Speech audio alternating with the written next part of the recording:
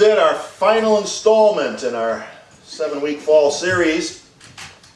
We've been working with the book Divine Audacity by Reverend Linda Martella Whitsitt. And it's a book that offers us an updated version of an old unity concept called the 12 Powers, which is our system of virtue ethics. Different from the 10 Commandments, because the 10 Commandments tell you what not to do, right? A whole bunch of thou shalt nots, with the exception of maybe two, whereas virtue ethics identify the key traits and the practices that we want to focus on and to cultivate in order to promote human thriving. So they're positive, they're proactive, which is really consistent with our mission here at Unity of Auburn. So today we're going to talk about the powers of release and life. Release. It's a broader and more inclusive name for something that you're already familiar with. It's a broader and more inclusive name for denial, as in denials and affirmations. In fact, I like the word release better because I think it's more accurate. I think it's more encompassing, and it really has less of a tendency for misunderstanding. When we talk about denials in unity, we have to be very careful to distinguish it from psychological denial, which is unhealthy and even dangerous. Psychological denial, that's when we refuse to look at or even acknowledge an unhealthy situation in our lives. We hear it most often in situations involving addiction, but it covers really more than that. People can be in denial about all sorts of things. We can be in denial about an abusive relationship. We can be in denial about a health challenge, a personality disorder, basically anything unpleasant or distasteful or that we simply would like to ignore, we can be in denial about. Sort of like this situation here from our friends Calvin and Hobbes. First frame, Hobbes the tiger is saying to little Calvin, "Aren't you supposed to be doing your homework?" And in the next frame, Calvin says, "I'm pretty sure the assignment was optional." And in the next frame, Hobbes says, "Denial springs eternal." And Calvin replies, "It's not denial. I'm just very selective about the reality I accept." What we have here is a form of metaphysical malpractice, using denials to avoid facing reality. When we get into the habit of consistently refusing to look at anything that we judge as negative, unpleasant, or something we just rather not deal with, it can cause some serious problems beyond just procrastination. And Calvin is in even more of a double bind up there because he's in denial about being in denial, right? Which gets really weird from there. Well, here is the textbook definition of unhealthy psychological denial. It's an outright refusal to admit or recognize that something has occurred or is currently occurring. And the picture up there in the illustration shows a guy lying in a hospital bed, oxygen, IV in his arm, the monitor above the bed is flatlining, and he says, "I feel so good." You may think that's an affirmation, but it's actually a denial. Here's the thing. We don't deny facts. We don't deny reality. What we can deny is that we're victims of the facts and reality. We can deny that we're powerless in the face of the facts and reality. We can deny that the situation has ultimate control or power over us. That's what we can deny. Even in situations that we can't control, we can always shift our focus to something that we can control, which of course is our thought process. We can always control our thoughts, and from there we can control how we go on to apply, say a combination of the 12 powers, right? We can always control the way we address our system of virtue ethics and put them to work in our lives in any situation. Nothing can stop us from doing that. So here is our definition of release, the healthy kind, what we want to work on. Spiritual release is our power to cleanse, renounce, and let go of anything that might impede our growth and evolution. Most of the time, I think one of the things that we need to release is some form of attachment, right? We may be attached to a desired outcome, or we may be attached to an event from the past. And this can present a bit of a paradox that we have to deal with, because we can't move forward if we're stuck in the past. If we're clinging to, if we're attached to something in the past, we can't move forward, and yet we need to remember the past. We need to do that in order to learn the lesson, to learn from our experience, and then carry that learning into the future if we want to be successful going forward. When Karen and I were studying at Unity Institute, one of our instructors gave us an essay that compares life to being a trapeze artist. Now, if you've ever seen a circus with a trapeze show or seen Cirque du Soleil on TV, they always have a flying trapeze act, right? So what happens is the performer grabs a bar, pushes off into thin air, and at some point when they're swinging out, they have to choose the right moment to let go of the bar, right? Because nobody wants to watch somebody just swinging back and forth in the air. Eventually they stop and they're just hanging there, and that's boring. The thing is this, as long as they're hanging on to the bar, they're safe, but unless they let go, they're eventually just going to be hanging there going nowhere. They have to pick the right moment to let go, and they do that by watching the other bar that's swinging in the air towards them and away from them. So they're literally predicting the future, right? They're timing it. They're predicting the future. They let go at the exact moment when they figure the other bar will be in the right position for them to grab onto. And in between letting go and grabbing on again, they fly, right? They fly. But if they want to do that, they first have to let go. They have to release. And that takes a whole lot of courage, especially when you're working without a net. And many times in life, it feels like we're working without a net. Letting go is scary, especially when we're letting go of something solid, something that we think is familiar, is safe, is comforting. And yet, there's no moving forward, not even a chance of flying unless we do that, unless we let go. No growth, no progress without letting go, without release. You know, there's actually a story in the Bible from the Hebrew Scriptures talks about the importance of letting go. And you know, if you read the Bible, you know that it has, let's say, a lot of strange and bizarre stories. And this is one of the stranger ones, but I think that's the power of mythology, right? Those strange stories with the bizarre twists and surprise endings, they tend to stick with us. The stories stick with us, and the lessons they teach stick with us. So the one I have in mind is the story of Lot's wife. Remember that one? Comes from the book of Genesis.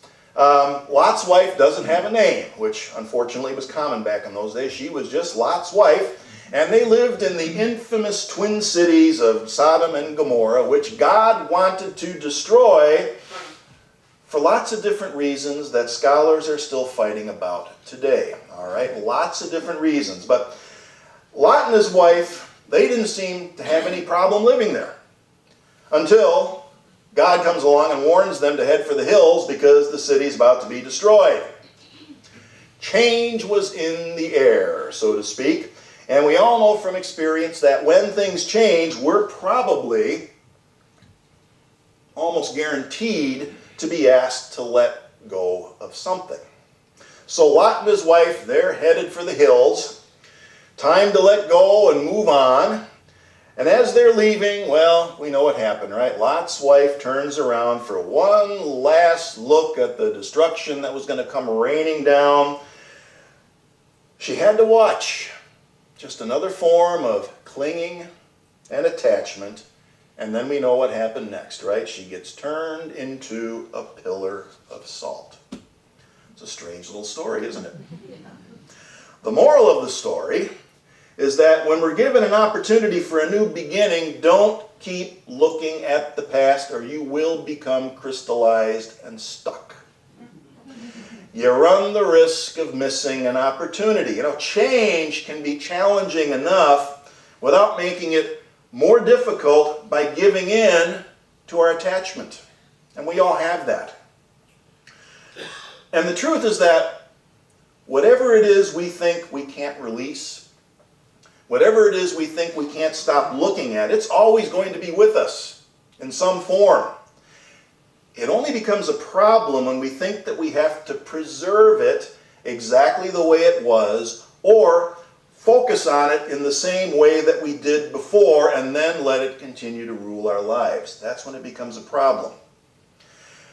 What was in the past is permanently embedded in the historical record. That's the natural order of things. It continues as part of us, and the best way to honor it is to put it in that new perspective, get ready to let it go and exist in a different form, get ready to take hold of that next opportunity, and maybe, just maybe, we'll find out what it's like to fly. Who knows? Okay, moving on to the last of the 12 powers, life. That song we did earlier with Billy and Kelly and Ken, I Do What Gives Me Life, remember that one? I think that song tells us just about everything that we need to know about life as one of our 12 powers. We have the power within us to do what gives us life. What makes us come alive, what makes us feel alive, awake, alert, able to express our essential vitality. A few years ago here we did a series on the topic of spiritual intelligence, and we were working with a book, this one here, called The 21 Skills of Spiritual Intelligence. And the author was Cindy Wigglesworth, and she had some great ideas about spiritual intelligence, one which applies here, I think, in particular to the power of life. First of all, though, let's review what we mean by spiritual intelligence. It's this. Spiritual intelligence is the ability to behave with wisdom and compassion while maintaining inner and outer peace regardless of the situation. That is the ultimate state of being in spiritual balance. And our 12 powers are one of the tools, the skill sets that can help us to get there. Well, skill number 2 of these 21 skills turns out to be the key to unleashing the power of life within us, that essential vitality. Skill 2 is having an awareness of our life purpose, having a mission in life, a clear answer to an all-important question, why am I here? Anyone ask that question from time to time? Why am I here? What is my purpose? What am I here to do? The Roman philosopher Marcus Aurelius said that a man's true delight is to do the things he was made for. In the book, Cindy calls that true delight that he was talking about, that true delight, she calls it her joy paycheck. Her joy paycheck, which she says is at least as important, if not more important, than her cash paycheck. We're not living a spiritually intelligent life or a balanced life if there's no joy to accompany our work. And without an inner sense of joy and vitality, we're not living a balanced life. Next month, in Spirit Wind, they're going to be talking about some of the books that didn't make it into the Bible. One of the books was the Gospel of Thomas, which is an interesting book and has some rather puzzling passages. There's this one passage from the Gospel of Thomas that sounds rather ominous until we consider it in the context of life and joy. And the passage goes like this. It says, if you do not bring forth what is within you, what is within you will destroy you. Isn't that interesting? If you do not bring forth what is within you will destroy you. The dreams of what might have been. That's what they're talking about. The dreams of what we might have done or what we could have done with this one precious life. Those kind of dreams can lead to regrets that can just suck the joy out of life. Leave us with regrets in old age. George Bernard Shaw had something to say on the subject, which I think is the antidote to this. It's a bit less cryptic and it's a bit more direct. He said this, he said, "This is the true joy in life, the being used for a purpose recognized by yourself as a mighty one. The being a force of nature instead of a feverish, selfish little clod of ailments and grievances complaining that the world will not devote itself to making you happy." Choose wisely. Would you like to be a force of nature or a feverish, selfish little clod of ailments and grievances? See, when the power of life is expressing through us, when we're in touch with that and the joy that it brings, we're going to be a force of nature instead of the other stuff up there. And by the way, this is from a guy, George Bernard Shaw. He lived to be 94 years old.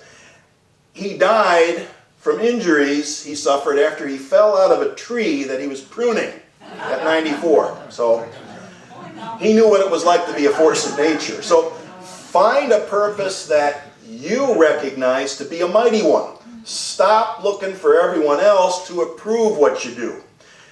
George Bernard Shaw understood something then that people today are just starting to catch on to. He understood the importance of having a personal mission and vision and purpose, whatever you want to call it.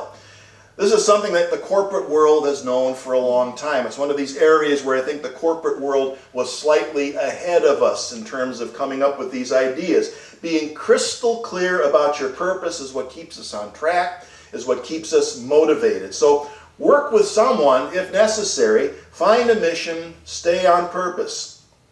It's not the easiest way, but it's the way to true joy in life, which again is what brings out our vitality, which is what brings out our aliveness, which is what people want to see.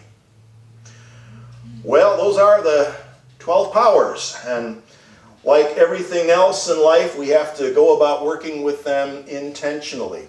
It takes practice.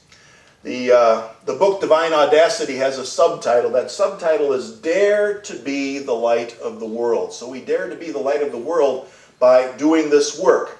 And one of the things that she tells us about our 12 powers is that the expression of each of our spiritual abilities is based upon the intelligence behind it.